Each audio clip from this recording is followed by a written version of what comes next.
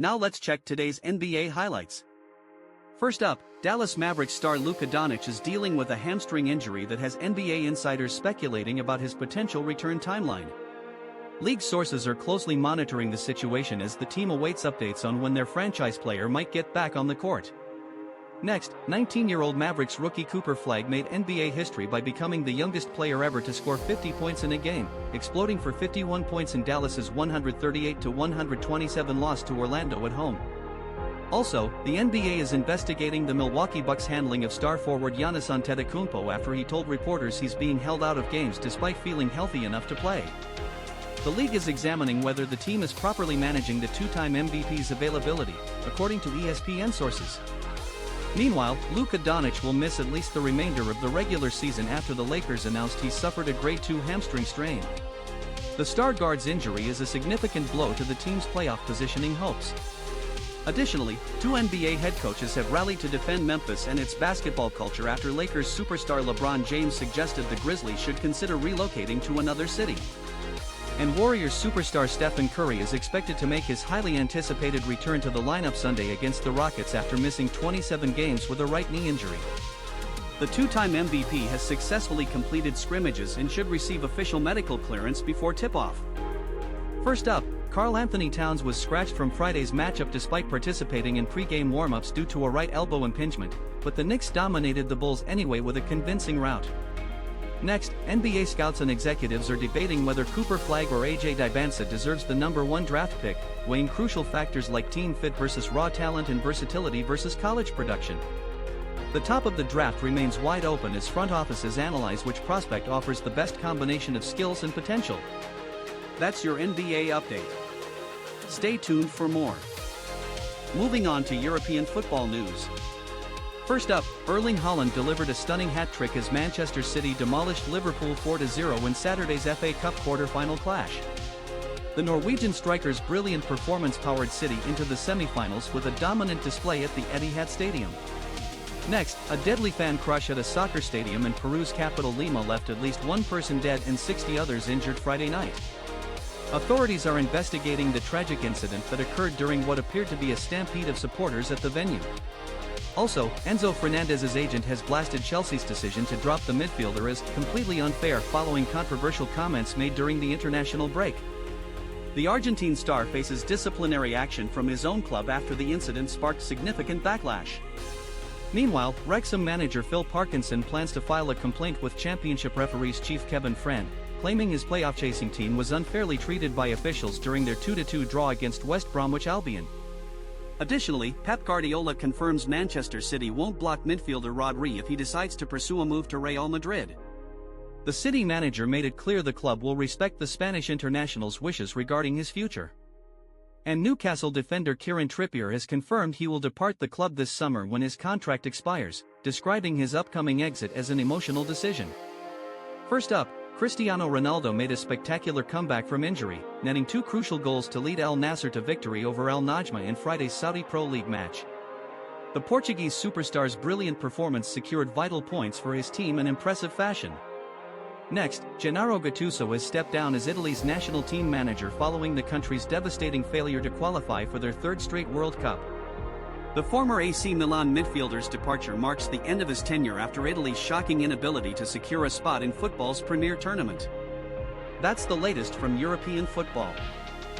Here's the latest from the NFL. First up, the Miami Dolphins addressed quarterback Malik Willis's adjustment to the team following the Jaylen Waddle trade, while also discussing their plans for linebacker Chop Robinson during their recent Arizona visit. Next, the NFL has cleared Chiefs receiver Rashee Rice of any wrongdoing, announcing Friday that their investigation found no violations of the league's personal conduct policy. Rice will face no disciplinary action from the league following the conclusion of their probe. Also, the Jacksonville Jaguars have locked up defensive end Trayvon Walker with a massive 4-year, $110 million contract extension. This blockbuster deal makes Walker one of the highest-paid pass rushers in the NFL and secures a cornerstone piece for Jacksonville's defense. Meanwhile, the Tampa Bay Buccaneers have re-signed veteran defensive tackle Raheem Nunez-Roches to a 1-year contract, bringing back a key piece of their defensive line for another season. Additionally, two-time All-Pro cornerback Stephon Gilmore has officially announced his retirement from the NFL after a stellar career that included winning the 2019 Defensive Player of the Year award. And the Las Vegas Raiders have signed veteran quarterback Kirk Cousins to a contract, with the move potentially setting up the experienced signal caller as a mentor for the team's young quarterbacks. Cousins brings over a decade of NFL experience to Las Vegas as they look to strengthen their quarterback room. First up, former Steelers safety Kyle Duggar has signed a one-year contract with AFC North rival Cincinnati Bengals for the 2026 season. Duggar will stay within the division as he joins Cincinnati's defensive backfield. Next, Rams wide receiver Puka Nacua has entered rehab according to his attorney, following a lawsuit filed last month by a Los Angeles woman who alleges he made anti-Semitic statements and bit her shoulder. That's all the big NFL news for today. Time for baseball, here's the MLB update. First up, the Pittsburgh Pirates have called up baseball's top overall prospect, a 19-year-old shortstop phenom who's generating massive excitement throughout the organization. This young talent brings exceptional skills that have scouts and fans buzzing about the future of Pirates baseball. Next, Pittsburgh Pirates shortstop Connor Griffin made a spectacular Major League debut, smashing an RBI double to help lead the Pirates to a thrilling 5-4 victory over the Baltimore Orioles in their home opener at PNC Park. Also, Mets superstar Juan Soto will undergo an MRI on his right calf after exiting Friday night's victory over the Giants in just the first inning due to tightness. The slugger's early departure has raised concerns about a potential injury that could impact New York's playoff push. Meanwhile, Aaron Judge's inspiring pregame text message and powerful home run sparked the Yankees to a commanding 8-2 victory over the Marlins in their home opener at Yankee Stadium. Additionally, Twins all-star outfielder Byron Buxton left Friday's 10-4 home opener victory over Tampa Bay with a right forearm contusion. The injury forced the standout center fielder out of what was otherwise a dominant performance by Minnesota in their season debut at Target Field. And Blue Jays all-star catcher Alejandro Kirk suffered a thumb injury from a foul tip in the 10th inning Friday and was scheduled for X-rays after the game. First up, Shohei Ohtani broke out of his early season struggles in spectacular fashion, launching a 3-run homer in the third inning against the Nationals for his first RBIs of 2024. Next, Arizona Diamondbacks outfielder Jordan Lawlar has been placed on the injured list with a fractured right wrist after taking a pitch to the hand during Friday's game against the Braves. The injury is a significant setback for the young prospect as the Diamondbacks continue their season. And that's your MLB roundup. More sports coming up. And in combat sports news. First up, former UFC flyweight champion Alexa Grasso solidified her spot in ESPN's women's pound-for-pound top 10 rankings with a spectacular knockout victory. The dominant performance broke a previous tie in the rankings and showcased why Grasso remains one of the sport's elite fighters. Next, Alexa Grasso and Joe Pyfer both delivered spectacular knockout victories that significantly boosted their divisional rankings across multiple weight classes. The impressive performances have elevated both fighters' standings in the competitive landscape of UFC and PFL organizations.